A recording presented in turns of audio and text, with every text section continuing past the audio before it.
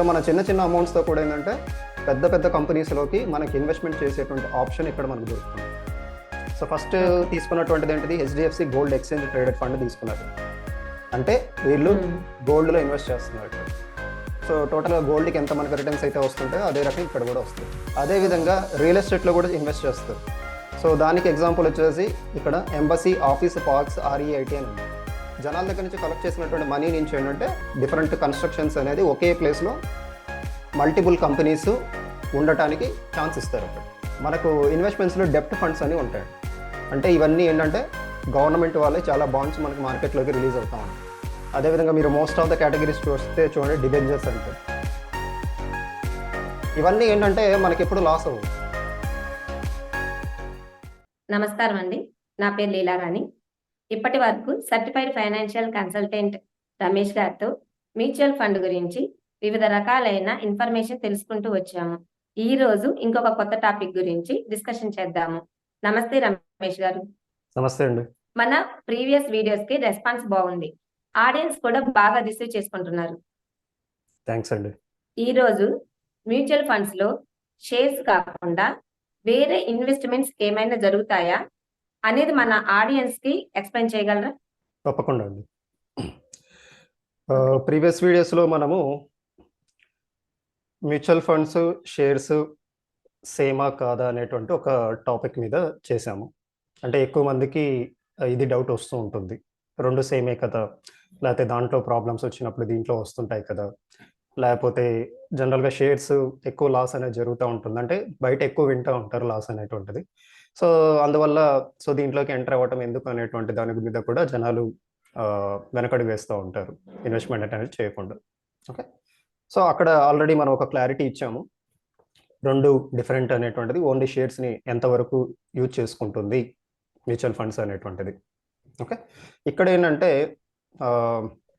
Shares కాకుండా వేరే వాటిల్లో ఏమన్నా మ్యూచువల్ ఫండ్స్ ఇన్వెస్ట్ చేస్తాయా అనేటువంటిది కొన్ని ఎగ్జాంపుల్స్తో చూద్దాం. ఇక్కడ ఫస్ట్ డిస్క్లైమర్ ఏంటంటే, సో నేను ఈ గ్రో అనేటువంటి అప్లికేషన్ లేకపోతే ఇలాంటి వాటిని నేనేం రికమెండ్ చేయట్లేదు. ఇక్కడ జస్ట్ మనకు డేటా బాగుండడం కోసం, ఐ మీన్ మన ఆడియన్స్కి బాగా అర్థం అవడం కోసం నేను ఎగ్జాంపుల్స్గా తీసుకుంటున్నాను. ఓకే, అదేవిధంగా నేను ఏ మ్యూచువల్ ఫండ్స్ అయితే ఇప్పుడు ఎక్స్ప్లెయిన్ చేయబోతున్నానో అవి కూడా ఏంటంటే జస్ట్ నేను ఎగ్జాంపుల్స్ కోసం తీసుకుంటున్నాను తప్ప అవి రికమెండేషన్స్ కింద కన్సిడర్ చేయొద్దు. ఓకే, ఎందుకు రీజన్స్ అనేది మనం ప్రీవియస్ వీడియోస్లో కూడా చెప్తా వచ్చాం. ఓకే, సో పర్సన్స్ని బట్టి క్లయింట్తో మనం డిస్కస్ చేసిన దాన్ని బట్టి యాజ్ ఏ సర్టిఫైడ్ ఫైనాన్షియల్ అడ్వైజర్గా అది మేము డిసైడ్ అవుతాం, ఈ ఫండ్ అనేటువంటిది వాళ్ళకి సూటబుల్ అవుతుందా లేదా అనేటువంటి వాటి మీద చాలా పారామీటర్స్ మనం కన్సిడర్ చేసుకొని దాన్ని బట్టి మనం చెప్తాం. ఓకే, జస్ట్ ఇలా చూపించేసాం కాబట్టి ఆటోమేటిక్గా డైరెక్ట్గా వెళ్ళి ఇన్వెస్ట్ చేయమని కాదు. ఓకే, అలా అని చెప్పేసి ఇవి సరిగా పనిచేయవా లేకపోతే వీటిలో ఇన్వెస్ట్ చేయకూడదా అనేటువంటిది కాదు ఇక్కడ. సో అక్కడ కొన్ని రిస్క్ ఫ్యాక్టర్స్ ఉంటాయి కాబట్టి అవన్నీ డైరెక్ట్గా మీకు తెలియదు కాబట్టి, సో వాటిని బేస్ చేసుకొని ఏంటంటే, అంటే మీతో డిస్కషన్ జరిగిన దాన్ని బట్టి ఏంటంటే మేము డిసైడ్ చేస్తాం ఈ ఫండ్ అనేటువంటిది మీకు సూటబుల్ అవుతుందా లేదా. ఓకే, జస్ట్ మీకు ఇప్పుడు ఇన్ఫర్మేషన్ ఇవ్వడం కోసం మాత్రం నేను ఏంటంటే కొన్ని ఎగ్జాంపుల్స్ తీసుకుంటున్నాను ఇక్కడ. ఓకే, అది మాకు అవసరాలు బట్టి చెప్తాము, మీరు మాకు సజెషన్స్ ఇస్తారు. అవునండి. అంటే ఇప్పుడు జనరల్గా ఇక్కడ చూపించామంటే ఏమంటారు, ఇప్పుడు సపోజ్ ఎవరైనా చూసేశారు, సపోజ్ పరాగ్ ఫ్లెక్సీ క్యాప్ ఉంది, సో వెళ్ళేసి నేను ఇన్వెస్ట్ చేసుకుంటాను అంటే లిటిల్ బిట్ నాలెడ్జ్ ఉన్న వాళ్ళు లేకపోతే ఇంటర్నెట్ తెలిసిన వాళ్ళు, ఆన్లైన్ సిస్టమ్ తెలిసిన వాళ్ళు వీళ్ళు వెళ్ళేసి సో మీరే ఇక్కడ చూపించారు కాబట్టి నేను వెళ్ళి డైరెక్ట్గా ఇన్వెస్ట్ చేసుకుంటాను అంటారు. సో దీంట్లో రిస్క్ ఫ్యాక్టర్ ఏముందనేది తెలియదు వాళ్ళకి, రైట్. సో అలాంటి ప్రాబ్లమ్స్ రాకుండా ఉండటానికి ఏంటంటే మనం ముందుగానే ఇక్కడ సజెషన్ చేస్తాం. ఓకే, బట్ ఇన్ఫర్మేషన్ కావాలి కాబట్టి కొన్ని ఎగ్జాంపుల్స్ నేను తీసుకుంటున్నాను ఇక్కడ. సో ఈ కంపెనీ మంచిదా కాదని నేను చెప్పట్లేదు, లేకపోతే అది సరిగా పర్ఫార్మెన్స్ ఇవ్వట్లేదా అని నేను చెప్పట్లేదు, లేకపోతే ఇక్కడ నేను ఏ వెబ్సైట్ అయితే వాడుతున్నానో ఆ వెబ్సైట్ని నేను రికమెండేషన్ చేస్తున్నాను అనేది కాదు ఇక్కడ. ఓకే, సో ఇక్కడ చూడండి, జస్ట్ పరాగ్ ఫ్లెక్సీ క్యాప్ అనేటువంటి ఫండ్ తీసుకున్నాను. ఇక్కడ వీళ్ళ దగ్గర వచ్చేసి 79 కంపెనీస్లో ఇన్వెస్ట్ చేశారు. ఓకే, సో మనం ప్రీవియస్ ఎగ్జాంపుల్స్లో కూడా చూసాము, మరి దానికి దీనికి డిఫరెన్స్ ఏంటి, అక్కడ కూడా మేబీ ఒక 110 కంపెనీస్ 150 కంపెనీస్ ఇలా ఎగ్జాంపుల్స్ చూసాం. ఓకే, ఇక డిఫరెన్స్ ఏంటి అంటే వీళ్ళు చూడండి యాక్చువల్గా ఫారిన్ కంట్రీస్లో ఇన్వెస్ట్ చేస్తున్నారు. సో ఏంటి ఆ ఫారెన్ కంట్రీస్ అంటే Microsoft company. Okay, so especially software side ఉండేటువంటి వాళ్ళకి లేదా రెగ్యులర్గా బిజినెస్ పీపుల్ వాళ్ళకి తెలుస్తూ ఉంటుంది మైక్రోసాఫ్ట్ కంపెనీస్ ప్రోడక్ట్స్ మనము డైలీ లైఫ్లో ఏదో ఒకటి యూజ్ చేస్తూనే ఉంటాం. అది ఎక్సెలే కావచ్చు, వర్డే కావచ్చు, పవర్ పాయింటే కావచ్చు, ఇలా డిఫరెంట్ ప్రోడక్ట్స్ మనం రెగ్యులర్గా యూజ్ చేస్తూ ఉంటాం. సో ఆ కంపెనీలో ఇన్వెస్ట్మెంట్ జరుగుతుంది. ఇది 4.27%. ఈవెన్ ఇక్కడ ఆల్రెడీ ఇక్కడ సెక్టార్ కూడా చూపించవచ్చు అండి. FORGN అనేది ఇక్కడ షార్ట్ ఫామ్ ఇచ్చారు, ఫారెన్ ఈక్విటీ అనేది. ఓకే, సో అదేవిధంగా మెటా ప్లాట్ఫామ్. సో మనం రెగ్యులర్గా వాడే వాట్సాప్ ఇవన్నీ కూడా మెటా ప్లాట్ఫామే. ఓకే, సో దాంట్లో ఇన్వెస్ట్మెంట్ జరుగుతుంది ఇక్కడ. ఆల్ఫాబెట్ అనేటువంటిది కూడా ఫారెన్ కంపెనీయే. అమెజాన్ కంపెనీ రెగ్యులర్గా తెలిసినటువంటిది. ఇలా ఫారెన్ కంట్రీస్లో కూడా మనకు ఇన్వెస్ట్మెంట్ జరుగుతాయి మ్యూచువల్ ఫండ్స్ నుంచి. ఓన్లీ ఒక ఇండియాలోనే కాదు అనేటువంటిది నేను ఇక్కడ ఒక ఎగ్జాంపుల్ చూపించదలుచుకున్నాను. ఓకే, అంటే మన చిన్న అమౌంట్స్, అది మీరు చిన్న అమౌంట్ ఇన్వెస్ట్ చేశారా, పెద్ద అమౌంట్ ఇన్వెస్ట్ చేశారా, అది జస్ట్ ఒక ఫీలింగ్ ఏనండి. మనం చిన్నవి పెట్టామా పెద్దవి పెట్టామా అనేది. బట్ మీ ఇన్వెస్ట్మెంట్ ఏదైనా సరే, అది చిన్న అమౌంట్ అయినా సరే, పెద్ద అమౌంట్ అయినా సరే, క్రోర్స్ అయినా సరే, ఏదైనా సరే, సపోజ్ నేను ఈ ఫండ్ కనుక సెలెక్ట్ చేసుకొని ఉంటే నా ఇన్వెస్ట్మెంట్ అనేటువంటిది ఈ కంపెనీస్ అన్నింటిలో కూడా ఇన్వెస్ట్మెంట్ జరుగుతుంది. అది మనం తెలుసుకోవాలి ఇక్కడ. సో మన చిన్న అమౌంట్స్తో కూడా ఏంటంటే పెద్ద కంపెనీస్లోకి మనకి ఇన్వెస్ట్మెంట్ చేసేటువంటి ఆప్షన్ ఇక్కడ మనకు దొరుకుతుంది. అదే ఇలాంటి కంపెనీస్లో నేను సింగిల్ ఇన్వెస్ట్ చేయాలంటే నాకు ఎంత నాలెడ్జ్ ఉండాలి, ఫస్ట్ నా ఫారెన్ కంట్రీస్ గురించి తెలిసి ఉండాలి. సో అక్కడ డాలర్స్ వాల్యూస్ ఎంత కాస్ట్ వస్తాయి, వాటి వేరియేషన్స్ ఏమొస్తాయి, ఇవన్నీ తెలియాలి ముందు. సో ఇవన్నీ తెలియనప్పుడు ఆటోమేటిక్గా మనకు ఆపర్చునిటీ పోతుంది. బట్ ఇవి తెలుసుకునే దానికి ఎంతమంది ఇంట్రెస్ట్ చూపిస్తారు? ఓకే, ఎస్పెషల్లీ షేర్ మార్కెట్లో ఉండే వాళ్ళు, ఈ ఫీల్డ్లో ఉండేటువంటి వాళ్ళు ఇంట్రెస్ట్ చూపిస్తారు తప్ప మిగిలిన వాళ్ళు ఎవరు ఇంట్రెస్ట్ చూపించారు. బట్ కానీ మ్యూచువల్ ఫండ్స్ నుంచి ఏంటంటే మనకి తెలియకుండానే ఆటోమేటిక్గా వీటన్నిటిలో కూడా ఇన్వెస్ట్ చేసేటువంటి ఆప్షన్ అనేటువంటి మనకి మ్యూచువల్ ఫండ్ ఇస్తుంది ఇక్కడ. అది చిన్న అమౌంట్ అయినా పెద్ద అమౌంట్ అయినా ఏదైనా సరే. ఓకే, అదేవిధంగా ఇంకొన్ని ఎగ్జాంపుల్స్ చూపించదలుచుకున్నాను నేను. ఇక్కడ HDFC మల్టీ అసెట్ ఫండ్ తీసుకున్నాను నేను. ఇక్కడ చూడండి, ఇక్కడ వీళ్ళు 101 కంపెనీస్లో ఇన్వెస్ట్ చేశారు. సో ఫస్ట్ తీసుకున్నటువంటిది ఏంటిది, HDFC gold exchange traded fund తీసుకున్నారు. అంటే వీళ్ళు గోల్డ్లో ఇన్వెస్ట్ చేస్తున్నారు ఇక్కడ. సో గోల్డ్లో ఇన్వెస్ట్ చేయడానికి అంటే మనకు పాత పద్ధతుల్లో ఏంటంటే జస్ట్ మనము డైరెక్ట్గా ఫిజికల్గా కొనుక్కోవడం, అమ్మటం, ఇదే తెలుసు మనకి. కానీ ఇప్పుడు మనకు గోల్డ్లో డిఫరెంట్ మెథడ్స్ ఉన్నాయి కొనడానికి. ఆన్లైన్లో కొనడానికి మనకు చాలా మెథడ్స్ ఉన్నాయి. దాంట్లో ఈ ఎక్స్చేంజ్ ట్రేడెడ్ ఫండ్ అనేటువంటిది ఒక మెథడ్ అనమాట. ఓకే, కాకపోతే ఇన్వెస్ట్మెంట్ అనేది గోల్డ్లోనే జరుగుతుంది ఇక్కడ. సో అంటే ఇక్కడ మ్యూచువల్ ఫండ్ కంపెనీస్ వచ్చేసి ఫిజికల్గా వాళ్ళు కూడా గోల్డ్ కొనేసి వాళ్ళు మెయింటైన్ చేసి మళ్ళీ వాళ్ళు అమ్మటాలు, అంటే బ్యాంకులు ఎలా అయితే చేస్తాయో, లేకపోతే ఫైనాన్స్ కంపెనీస్ ఎలా చేస్తుంటాయో, లేకపోతే గోల్డ్ కంపెనీస్ ఎలా చేస్తుంటాయో, సో అలా చేయరు వీళ్ళు. ఏది కూడా ఫిజికల్గా చేయరు ఇక్కడ. ఓకే, కాకపోతే మీ ఇన్వెస్ట్మెంట్ అనేటువంటిది అది ఏ కేటగిరీకి వెళ్ళాలో ఆ కేటగిరీలో జరుగుతుంది. సో గోల్డ్లోనే జరుగుతుంది, కానీ డైరెక్ట్గా అయితే మనం గోల్డ్ ఇక్కడ పర్చేజ్ చేయట్లేదు. సో అది తెలుసుకోవాలి ఇక్కడ. ఆ డిఫరెన్స్ తెలుసుకోవడం కోసం చెప్తున్నాను నేను ఇక్కడ. ఓకే, కాకపోతే ఏంటంటే వీళ్ళు ఆన్లైన్ మెథడ్స్లో మనకు చాలా ఉన్నాయి కాబట్టి గోల్డ్లో ఇన్వెస్ట్ చేయడానికి దాంట్లో ఒక మెథడ్ సెలెక్ట్ చేసుకున్నారు. Okay, so exchange traded funds అంటే మళ్ళీ అదంతా డిఫరెంట్ ఇన్ఫర్మేషన్, దాంతో మళ్ళీ మనం నెంబర్ ఆఫ్ వీడియోస్ చేయొచ్చు దానికి. సో అదంతా అవసరం లేదు కాబట్టి ఒక నాలెడ్జ్ పర్పస్లో చేస్తున్నాం కాబట్టి గోల్డ్లో ఇన్వెస్ట్మెంట్ జరుగుతుంది, కానీ వీళ్ళు ఏంటంటే ఫిజికల్గా మెయింటైన్ చేయరు. ఆన్లైన్లో మనకు డిఫరెంట్ మెథడ్స్ ఉన్నాయి పర్చేస్ చేసుకోవడానికి, ఆ మెథడ్స్లో ఇన్వెస్ట్ చేస్తారు. సో టోటల్గా గోల్డ్కి ఎంత మనకు రిటర్న్స్ అయితే వస్తుంటాయో అదే రకం ఇక్కడ కూడా వస్తాయి. ఓకే, సో ఇక్కడ ఎంత ఇన్వెస్ట్ చేశారు వీళ్ళు? 10.66% ఇన్వెస్ట్ చేశారు గోల్డ్లో. సో ఇప్పటిదాకా ఏంటి, మన షేర్స్ గురించి మాట్లాడు, డిఫరెంట్ కంపెనీస్లో, అది ఇండియాలోనో లేకపోతే ఫారెన్ కంట్రీస్లోనో డిఫరెంట్ సెక్టార్స్లోనో ఇన్వెస్ట్ చేస్తారని చెప్తుంది. కానీ ఇక్కడ ఏంటి, ఇంకో అసెట్లోకి మారిపోయింది. గోల్డ్లో కూడా ఛాన్స్ వచ్చింది ఇక్కడ. ఓకే, అదేవిధంగా రియల్ ఎస్టేట్లో కూడా ఇన్వెస్ట్ చేస్తారు. సో దానికి ఎగ్జాంపుల్ వచ్చేసి ఇక్కడ ఎంబసీ ఆఫీస్ పార్క్స్ REIT అని ఉంది. సో ఇవన్నీ ఏంటంటే ట్రస్టులుగా ఫామ్ అవుతాయి అన్నమాట. రియల్ ఎస్టేట్ ఇన్వెస్ట్మెంట్ ట్రస్ట్ అనుకుంటున్నాను ఫుల్ ఫాము.